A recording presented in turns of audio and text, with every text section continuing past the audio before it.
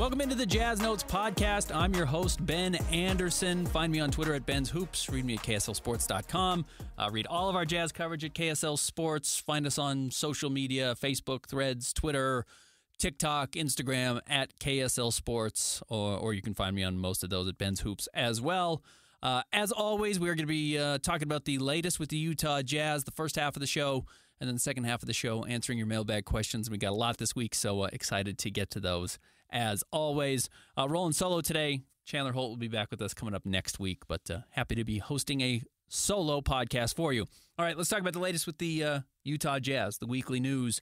I guess the biggest piece of news, though it's somewhat inconsequential and didn't actually net the Jazz a whole lot, was their acquisition of Rusell Westbrook in exchange for Chris Dunn.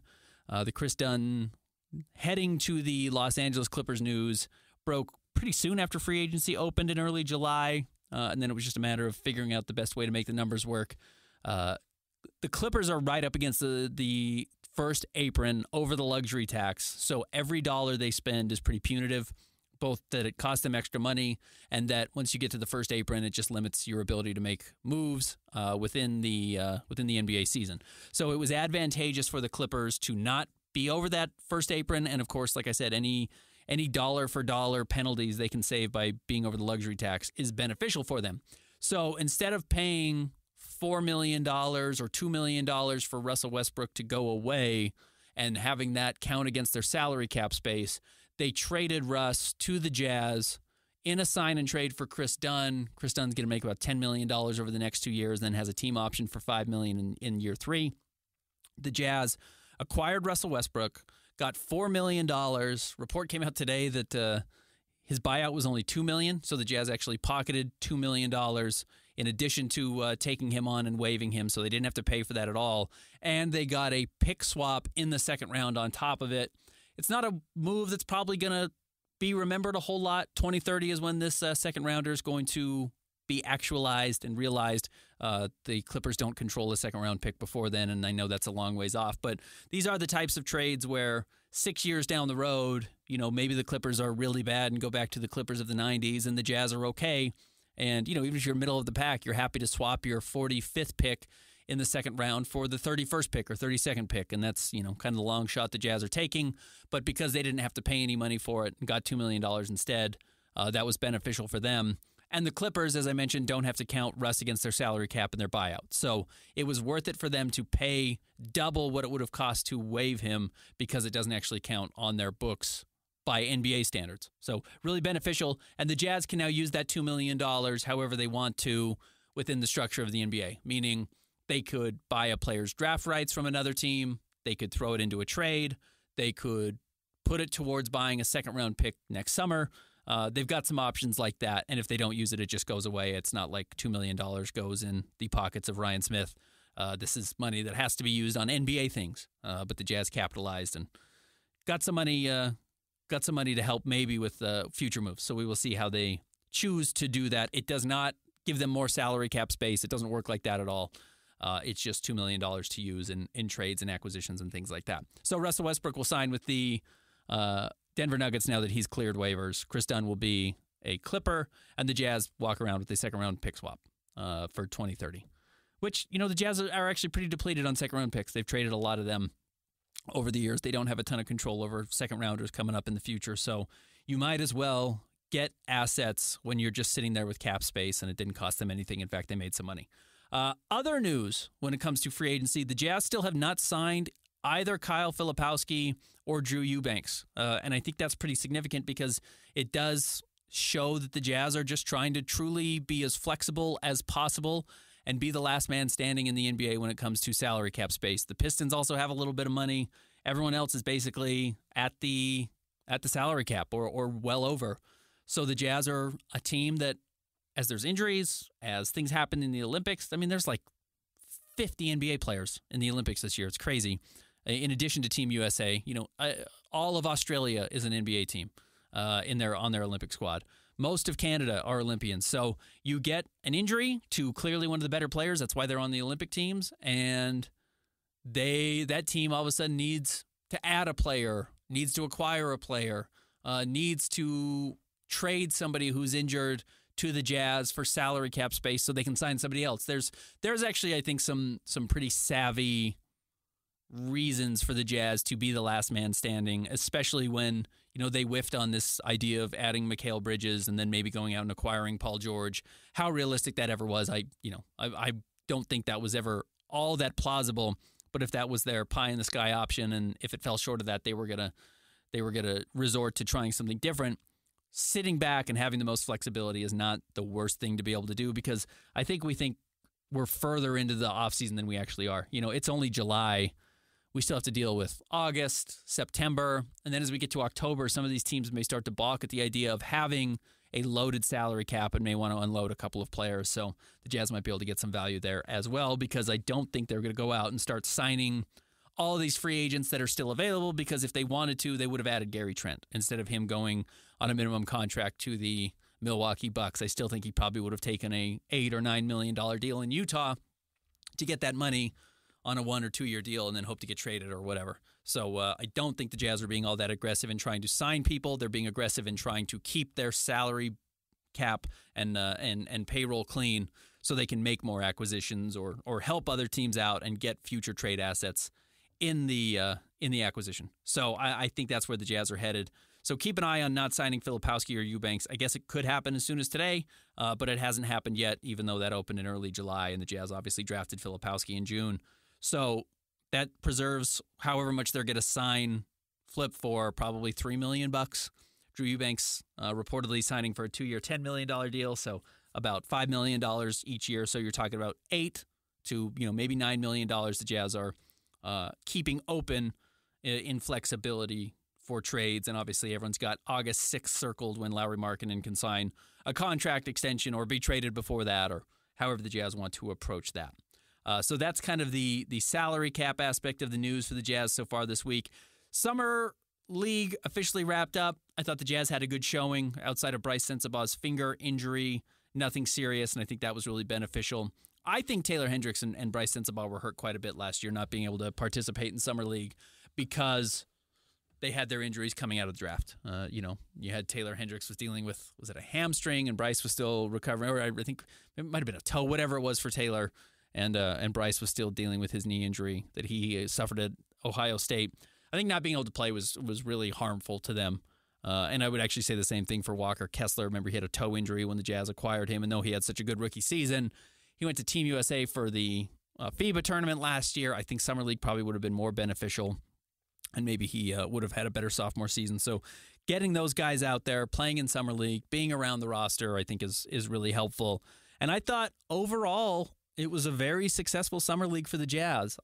I've said I thought Keontae George was in a bit of a lose-lose situation. I didn't know how much we could learn about him, and I don't know how much we do know about him that's different than what we thought. He can score.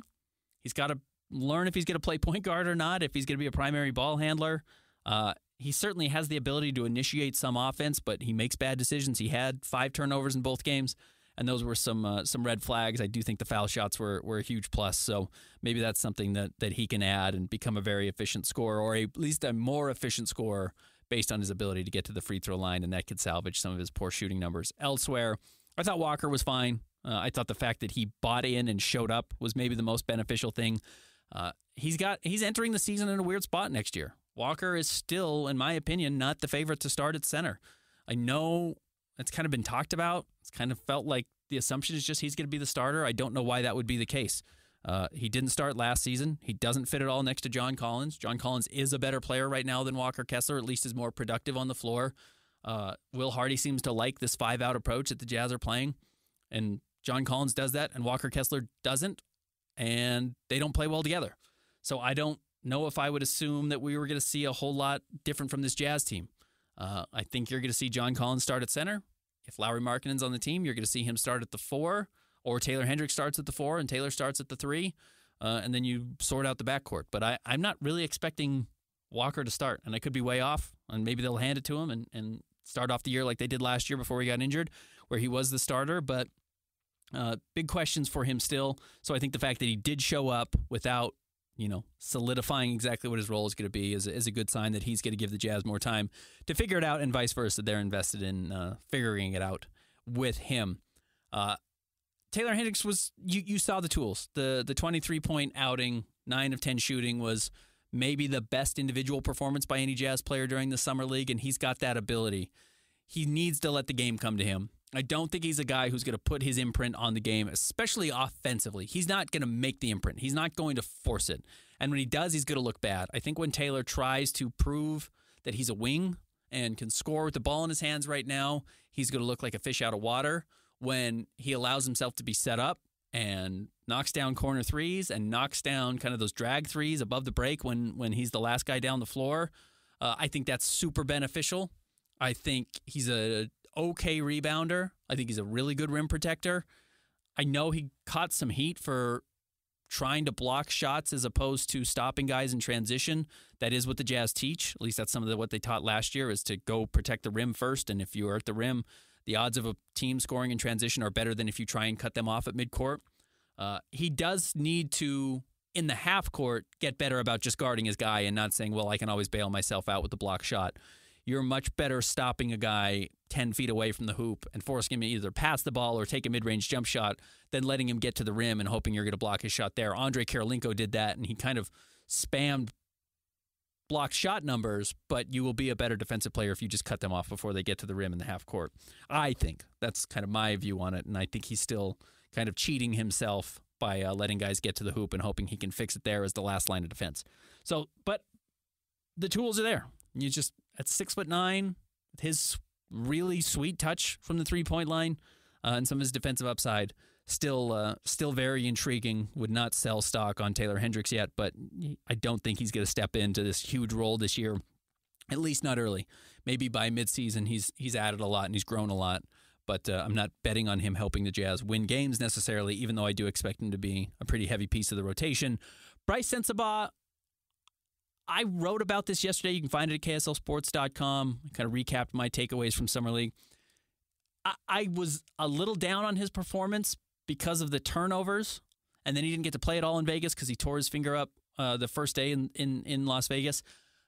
And in retrospect, I actually think he had a pretty successful Summer League. Going back and looking over it, 16 points a game, it's like 4 rebounds. The most important thing is he shot 47% from the floor and 40% from three. I don't care, actually, that he had 5 turnovers or 4 turnovers to 1 assist. I don't think he's ever going to need to dribble. Now, you need to teach him not to dribble. You need to teach Bryce Sensabaugh to not need to have the ball in his hands to score. His best value and his ticket to being a good NBA player might just being a spot-up shooter who is not a total whiff defensively. And that's going to take effort, but if you can convince Bryce that, hey, Bryce, you don't need to be a playmaker. Catch it, and when you're open, you're a really good shooter. You shot 40% at Ohio State. You shot 40% in 3 games in Salt Lake City Summer League. That's who you are as a player, and then get out in transition, and you can get layups and dunks and finish that way. But if you can average 11 points a game by hitting 2 threes, getting 2 free throws, and getting a transition basket, that's beneficial for the Jazz. And then some days you're at 14, and some days you're at 7, and it all evens out. But I think that is his ticket to being an NBA player. It's not, can I be this super versatile shot creator with the ball in my hands? And maybe that comes, but it doesn't need to be next year. And the Jazz actually have a loaded backcourt and some playmakers in the front court that can do that don't need him to do it, because what he can't do is turn the ball over, because his offense is not more valuable is not so valuable that it will outweigh turnovers that just become automatic points going the other direction. So where I was a little down on his performance, going back, the shooting numbers are really impressive. That's all he has to do. Shoot threes. The Jazz were a terrible three-point shooting team by the end of the season after trading Simone Fontecchio and Kelly Olynyk. If he can hit threes and shoot efficiently when he shoots, he has a chance to not just make the NBA, but really stick. And so I think that's his performance was better than I gave it credit for. And then going down to the rookies, obviously Isaiah Collier I thought was the best rookie in Salt Lake City, and then was by far the worst rookie in Las Vegas, because he resorted to who he was at USC when he got to Las Vegas, and that was strange. And I think it's probably very related to not having Keontae George on the floor next to him. I think having Keontae in Game 1 and Game 3 in Salt Lake City, remember he only played the first half actually in Game 2, and they rested him. I think having Keontae allowed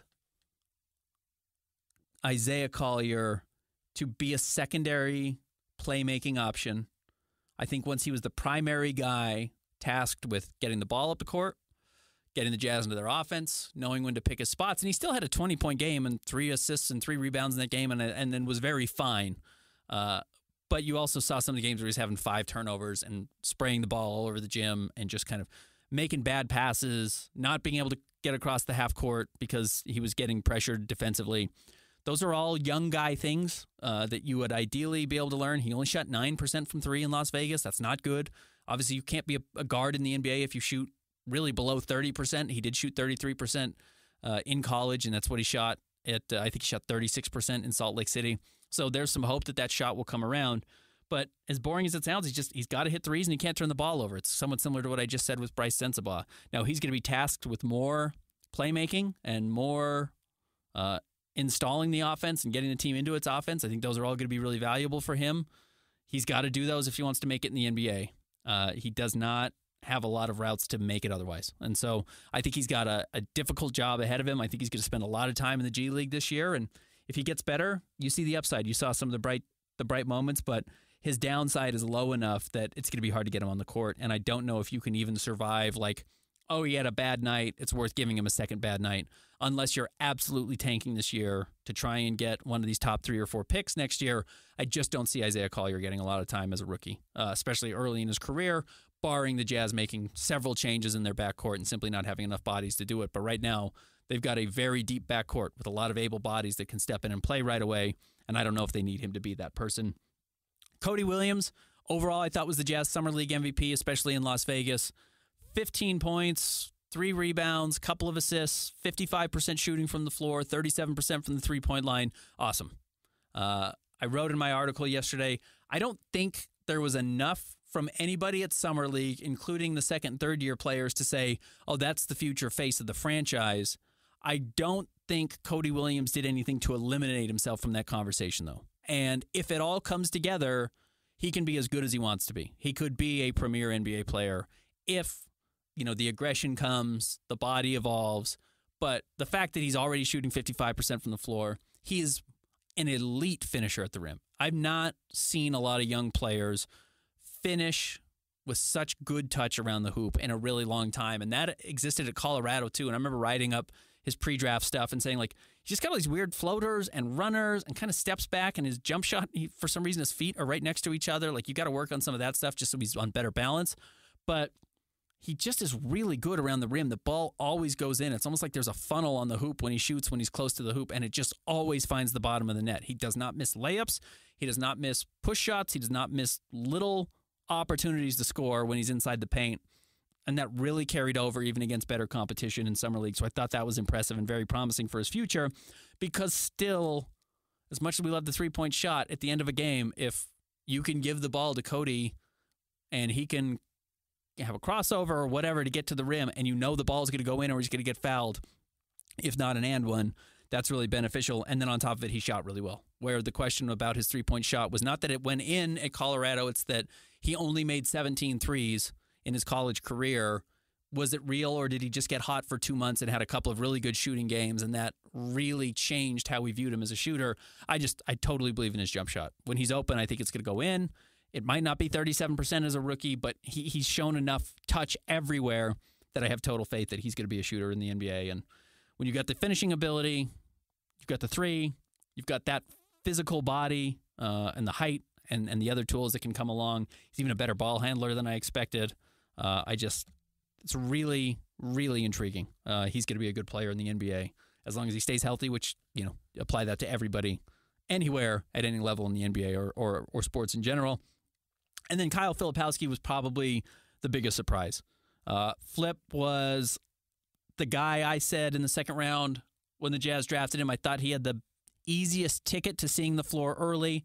He's a 2-year college player, played very high-level college at Duke, was the best player on the team the last 2 years, was tasked with a lot of responsibility each of the last couple of seasons, was okay as a freshman, was much better as a sophomore, but I always liked all the tools he had.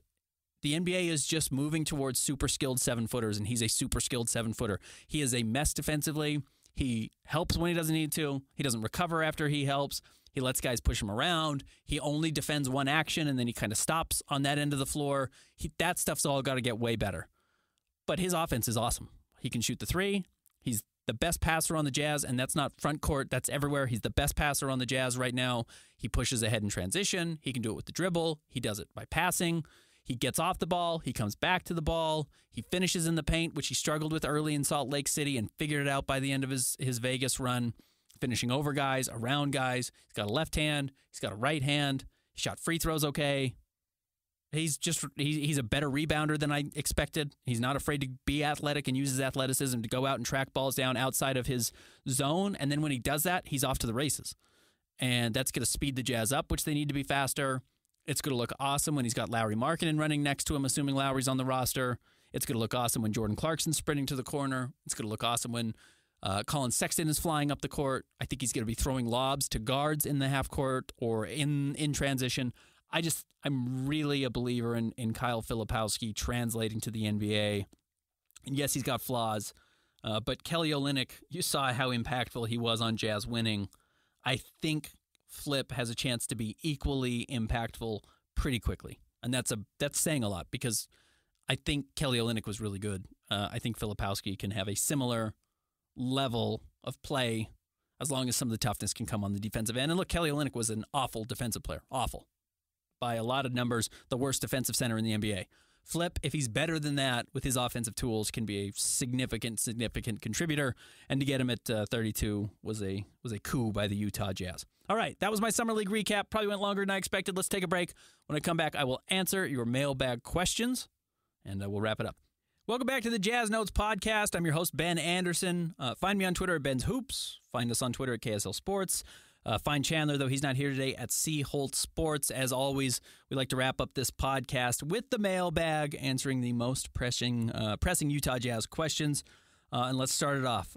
El Cartero Jazz, do you see it possible and necessary to try and close a sign-and-trade with Washington for Tyus Jones by offering Colin Sexton or Clarkson? Well, I guess I don't know why it would be necessary. The Jazz could just sign Tyus Jones, and while, I guess if he wanted to stay in Washington, he could stay in Washington. But if the Jazz just want to sign Tyus Jones, just sign Tyus Jones. Now, if you mean to clear out the backcourt, maybe. I just don't think if the Jazz wanted to sign Tyus Jones, I think they would have done it already. Now, if at some point you're going to get him for $3 million and you think, well, he's going to be the most valuable trade asset in season because someone can trade him for a veteran minimum contract. The Jazz could maybe get a first-round pick for Tyus Jones in a trade. Maybe you start to do that, but then again, you're winning 5 games in the first half of the season that I don't think the Jazz want to win. Nothing the Jazz are doing this offseason tells me they're trying to get more wins on their roster next year to hurt themselves in the lottery. So I'm not sure adding Tyus Jones makes sense. I do kind of think, though, that looking this offseason, more teams have more salary cap space next year and the salary cap goes up, et cetera, et cetera. I do think you are seeing a promising sign of how quickly the Jazz could get back together and put a competitive roster on the court if they keep Lauri Markkanen, if some of these second-year players evolve, and you still have all the salary cap space next year and maybe even more because I think there's a chance John Collins opts out of the final year of his deal. I wouldn't guarantee it by any means, but if he plays well this season, teams have salary cap space. NBA's moving towards some of these smaller hybrid fives like John does. He's not 30 yet. I could see him trying to sign a 3-year, $60 million deal or 3-year, $70 million deal, even if his actually salary cap number drops for a year. I could potentially see why that would be the case. But all these teams are against the salary cap. You have Lauri. You have the second-year players like I mentioned. You end up with a top 5 pick. You add one of these guys next year, and then you say, and now you want to start winning. You're not going to worry about the Cam Boozer draft 2 years from now. And you say, okay, well, go add the Tyus Joneses of the world, the Gary Trent Juniors of the world, or whoever these guys who have remained unsigned because the new salary cap rules are so difficult to work with if you don't have salary cap space. And the Jazz could put together a roster of reasonable cost contracts without having to break the bank and sacrifice their long-term flexibility and be competitive. Like I actually think when Danny Ainge and Justin Zanuck decide to put the pedal to the metal, I think they're going to be pretty competitive pretty quickly. And that doesn't mean they're going to win a championship, but I think they could get back to the play-in playoff spot pretty quickly if they wanted to put some money towards that. All right, James McKinney. Are the Jazz going to run Keontae George at point guard next year, or are we going to make a signing? I also wonder if we'd be more keen on signing someone like Patty Mills on a veteran minimum contract rather than Markelle Fultz or Tyus Jones. I don't think Patty Mills is an NBA player, but just along your role, would you rather take a bad guard who can run the show sometimes versus somebody like a Tyus Jones who might help you win games? I guess Markelle Fultz might help you win games as well. I'm not as sold on Markelle. I could see that. But again, first of all, I think Colin Sexton's the Jazz point guard. He averaged 5 assists a game over the final 50 games of the year, averaged 20 points. I think he's going to be your point guard. And he might be the point guard of the future. Maybe he's the sixth man. Maybe that's his vision. And maybe the Jazz are going to go in a different direction. I told you, I was struck talking to Jordan Clarkson last year at the end of the season where he said one of his goals before the end of his career was to win another Sixth Man of the Year award. Like, I think Jordan's okay moving back to the bench. Now, maybe he doesn't want to be on the bench in Utah, but he was already doing that last year at times. So if Jordan's still on the roster, and at this point I think it's more likely, we can talk about that more in a minute, I think Colin Sexton starts. And if Colin Sexton starts, I think you put the ball in his hands. So I think Keontae is going to share some playmaking responsibilities and lead ball handler responsibilities. I don't think they're going to pigeonhole him to being a pure point guard, nor do I think that's all that beneficial for his future. And Danny Ainge even said he wasn't sold on Keontae George as a point guard. And that doesn't mean Keontae's not very good. It just, point guards are a special breed. And you look at all the teams in the NBA that struggle without a real point guard. It's hard. It's hard to do. You have to have guys who really know what they're doing in that job. It is the quarterback of the NBA floor, and you've got to have guys who get you into your stuff and have made those reads, and not just learn to make those reads in the NBA, but have been making those reads their whole life, not just to score, but to get other guys involved. One thing where I think that actually is a little bit interesting and where you might be able to get away with a less traditional point guard, though, is if Kyle Filipowski is playing and can play. I'm not just assuming he can play right away as much as I was impressed with him in Summer League. If he can play, he can handle playmaking responsibilities, which is what Kelly Olynyk did, which is why the Jazz were way better when he was on the roster and why they were so bad when he was off the roster. Yes, Lowry rested. Yes, Jordan Clarkson wasn't out there for a lot of the games to close the season, but Kelly Olynyk was really good at being able to get you into a structured offense, and if Filipowski can do that, that will ease the burden on everybody around him, including the point guards or lack thereof for the Utah Jazz. JMU fan, will the Jazz keep Jordan Clarkson?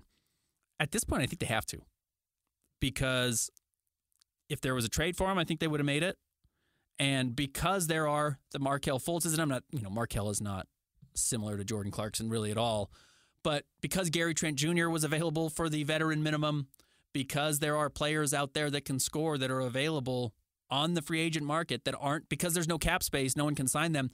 I don't see someone saying, yeah, let me take on $13 million in Jordan Clarkson's contract. I don't see that. There's not a huge market for that type of player. It's a very specific situation where he would be beneficial. Maybe this season, mid-year, that's more likely. But I'm kind of thinking Jordan Clarkson's still going to be on the roster for the Jazz unless they were trying to attach assets to get off of him, or if a team wanted to get rid of a $20 million contract, couldn't take back more salary cap space, so they took Jordan's $13 million back and gave the Jazz, an asset to get off of a player. That's kind of what the Zach LaVine conversation was with John Collins and Jordan Clarkson, and you take on Zach LaVine's huge deal, and maybe you get an asset with it. I guess that could happen. And Jordan Clarkson could be involved in that. But he's also got a couple years left on his deal. It would probably be easier if he was expiring. So I think I'm expecting Jordan to be on the roster, certainly in training camp. Julio Simone, do you think the front office will get picks in the next 2 drafts with veteran roster players like Kessler, Sexton, or Clarkson? Do I think they'll look to add? They do have 3 first-rounders again next year. This will be the 3rd consecutive year the Jazz have 3 first-round picks. Well, technically they had the 32nd pick this year, just outside of the first round. The Kyle Filipowski pick. So, will they say no to first rounders? No.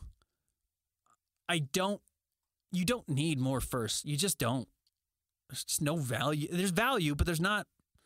At some point, you have so much that you're throwing them away. The way Oklahoma City has made just some bad first round picks or traded first round picks for bad assets and missed players. It's actually why I like that the Jazz made all three picks this year. It's yeah, you could have kicked that can down the road and maybe it would have been more valuable. Maybe you could have gotten 2 second-rounders for a second-round pick or for that 32nd overall pick. It's like Kyle Filipowski hits, he's so valuable. Having rookies that make it with team control and familiarity with your organization are so, so valuable that it's almost better to just make the swing than continue to have these assets to kick down the road in later drafts that may end up being worse value. I think drafting those guys was a good move. And look, maybe Isaiah Collier doesn't pan out. And you say, oh, should have traded that 29th pick for a future first that was top 20 protected. That's absolutely a conversation you can have, but I think just bites at the apple matter. I think having the opportunity to get players and see where they land and see how they make it because it is such a guess in the draft is valuable. So I guess in that sense, yes, adding picks is good for you, but in the same sense, they don't really need 4 next year. They don't need their pick and pick swaps the year after that. I just don't think you need to continue to add, especially if they're not higher value. At some point, you've got to stop with the developmental stage for the Jazz. So, would they listen? Sure. If someone wants to give up a really good first-round pick or 2 for Walker Kessler, thinking that he's the final piece on a team that needs rim protection to win a title, you probably listen. But I don't think you trade good assets just for draft picks, and I would consider like Colin Sexton a good asset. I wouldn't just give him up to get off his salary because the Jazz don't need to get off any salary, and I would want more than picks back. Tanner Wallace, assuming the Jazz start the season with the roster as is, what do you think is a probable win total range, and where do you think that positions the Jazz in the lottery? What happens to these answers if Lowry's moved? It's difficult because the Jazz have shown their ability to game the system by just resting everybody after the trade deadline and making whatever trades they want to at the trade deadline. Now, what I would point to is that I don't know what trades the Jazz have to make at the trade deadline this year because if they re-sign Lowry, he's not going to sign on the 6th, and they won't be able to trade him in season because they can't trade him for 6 months after he signs, and that puts you past the trade deadline. So that would leave Colin Sexton, and that would leave Jordan Clarkson, and I've talked about Jordan a little bit. Colin might impact how many games you win by the end of the year.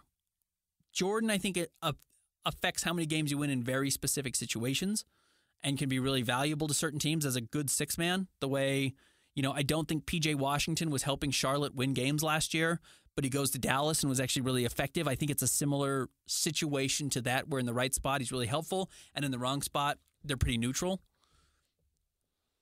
So if the Jazz don't add any more veterans, and, understanding they are adding Drew Eubanks, if they don't fill out the roster with the Tyus Joneses that have been previously mentioned, they could win 25 games very easily. You're protective of Lauri Markkanen. You get him to buy into getting this extension, this raise and extension, and you're cautious with Jordan, and you let Jordan know you're shopping him, and you're going to try and find a winning situation for him, and you think the market will open up, and you're going to put him in a good spot, and you kind of let Colin play 80 games because Colin really likes to play. And if you can sell him on that, I think you can get down to 25 wins because if you want to play 6 first and second year players next year, you can do that. Or 5 first and second year players because you're only playing a 9 or a 10-man rotation. You can lose as many games as you want. Let Johnny Juzang play a lot. Let Keontae play a lot. Let Taylor Hendricks play a lot. Let Cody Williams play a lot. Let Kyle Filipowski play a lot. If you really want to lose, and this isn't a shot at him, let Isaiah Collier play a lot because the learning curve is so steep and difficult at point guard, you can lose a lot of games. So you could play Lowry 30 minutes a night, and you could play Colin 30 minutes a night, and you could play Jordan 30 minutes a night, and you could probably play John Collins 30 minutes a night. And that leaves 120 minutes for 5 rookies or second-year players or, some Walker Kessler mixed in there with Johnny Juzang, who are technically third-year players. And you could just be an absolute disaster because, you hear Locke talk about it a lot. 240 minutes of basketball really matters. Having that many minutes really matters, and the Jazz showed that. The Jazz had full rosters each of the last 2 seasons to open the year when it was Jared Vanderbilt and Malik Beasley and Kelly Olynyk and Mike Conley and Lauri Markkanen and Colin Sexton. You just had enough bodies to play. And last year, the Jazz opened the season with Lowry and Clarkson and Collins and Sexton and Kelly still, and Simone Fontecchio evolved into an NBA player, and Keontae was able to play a little bit, though was probably neutral, if not a negative, when he was on the court.